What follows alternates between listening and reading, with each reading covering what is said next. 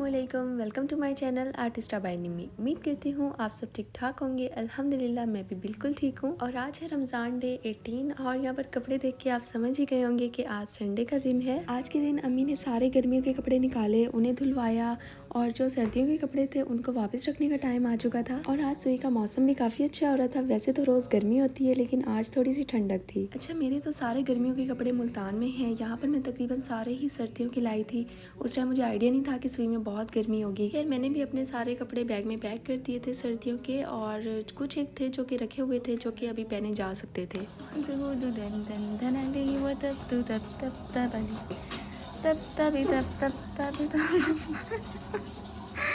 यार यार घूमना नहीं किया। तब तब तब तब तभी तब तब तब और आज मैंने इफ्तारी में कुछ नहीं बनाया क्योंकि आज हम लोग की फैमिली की इफ्तार दावत थी फूफो के घर। उनका घर हम लोग के घर के साथ ही है, मतलब अगर हम लोग कार पे जाते हैं तो हम लोग उनके घर 1 मिनट में ही पहुंच जाएंगे। और ऐसे ही मुल्तान में भी उनका घर इतना ही पास है। और यहाँ पर देखें ये कितना प्यारा लग रहा है। और यहाँ पर टाइम कम था, बिल्कुल थोड़ा सा टाइम रह गया था रोज़ा खुलने में। असल में काम वगैरह इतने ज़्यादा थे कि उनको ख़त्म करते करते ही काफ़ी टाइम हो गया था। तो हम लोग तकरीबन 5 मिनट पहले ही पहुँचे थे इफ़्तार से। और मैंने सोचा था कि आप लोगों को फूफो का लॉन वगैरह दिखाऊंगी, लेकिन टाइम था नहीं तो मैं आप लोगों को दिखा नहीं सकी। तो फिर कभी मैं दिखाऊंगी इंशाल्लाह।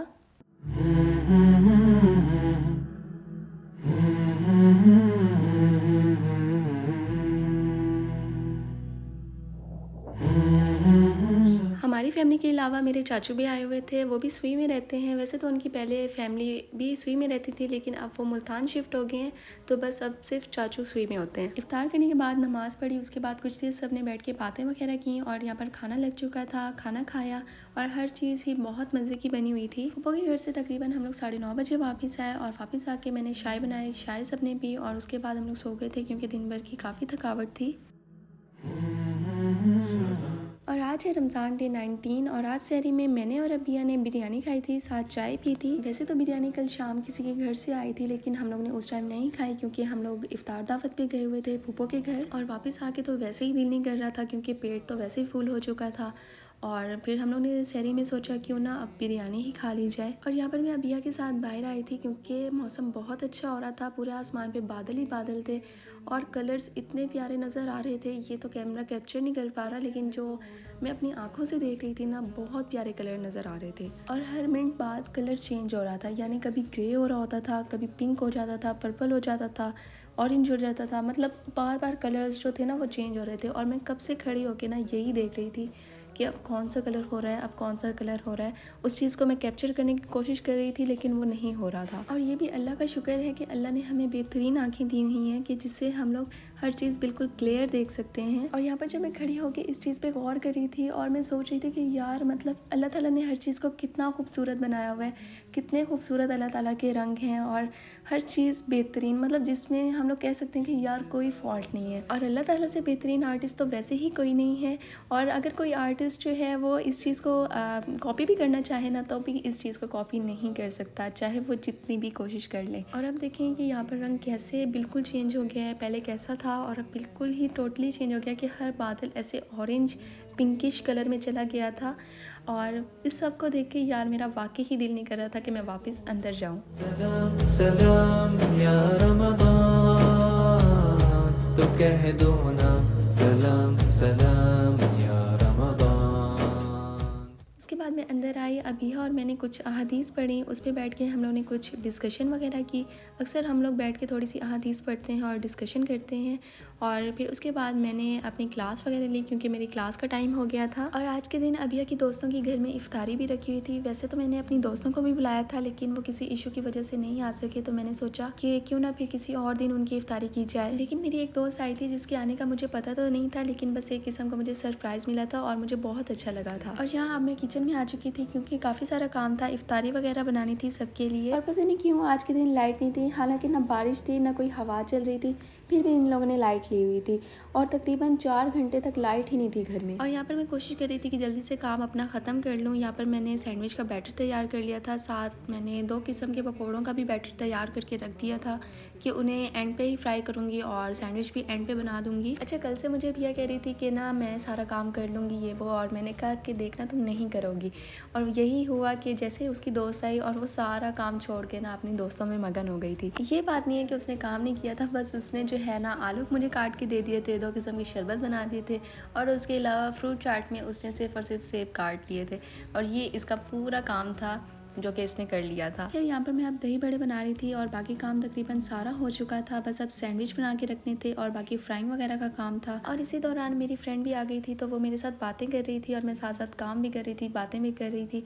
तो खैर मेरा काफ़ी अच्छा टाइम उसके साथ गुजर गया। अच्छा, जो मेरी फ्रेंड आई हुई थी ना वो अभिया की फ्रेंड की बहन थी और अभिया की वही फ्रेंड जो थी वो मैक्रोनी भी बना के लाई थी जो कि काफ़ी अच्छे बने हुए थे। खैर मैंने तो अपनी दोस्त के साथ पूरा टाइम किचन में ही गुजार दिया क्योंकि मैं कामों में रही और वो मेरे साथ सिर्फ बातें करती रही।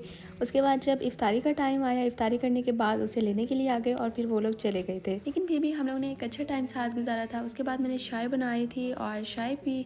फिर मैंने रात को रोटी तो नहीं खाई, उसकी जगह मैंने दही बड़े खा लिए थे। सलाम या रमज़ान।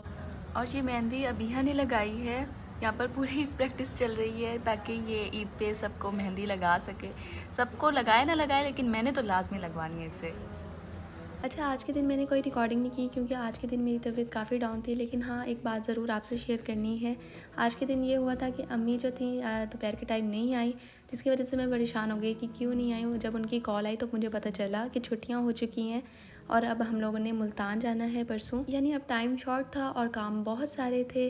और आज के दिन मेरी क्लास भी रात को हुई थी क्योंकि आज 21वीं की रात थी, तो हम लोग की क्लास रात को ही ली थी जिसमें हम लोगों ने तकरीबन अल्हम्दुलिल्लाह 2 पारे ख़त्म किए थे। और आज क्लास रात 12 बजे स्टार्ट हुई थी और 3 बजे जाके एंड हुई थी, लेकिन पता नहीं क्यों मेरी तबीयत मेरा साथ नहीं दे रही थी। मेरी तबीयत बहुत अजीब हो रही थी क्योंकि ज़ुकाम वगैरह हो रहा था और मुझे ऐसा लग रहा था जैसे मुझे टेम्परेचर हो रहा है। की लहर वो तारे।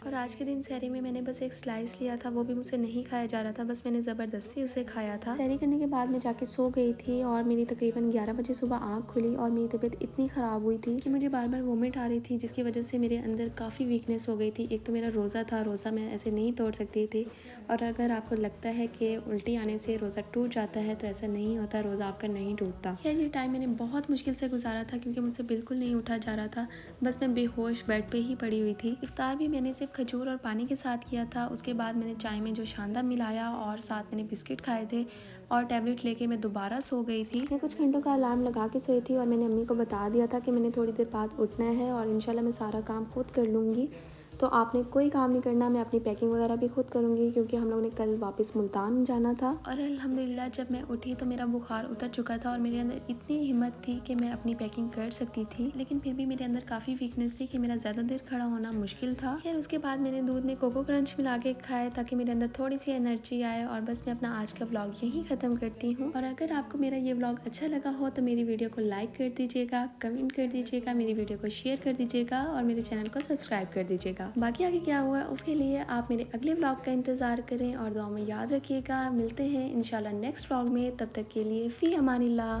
तो कह दो ना सलाम सलाम या रमज़ान।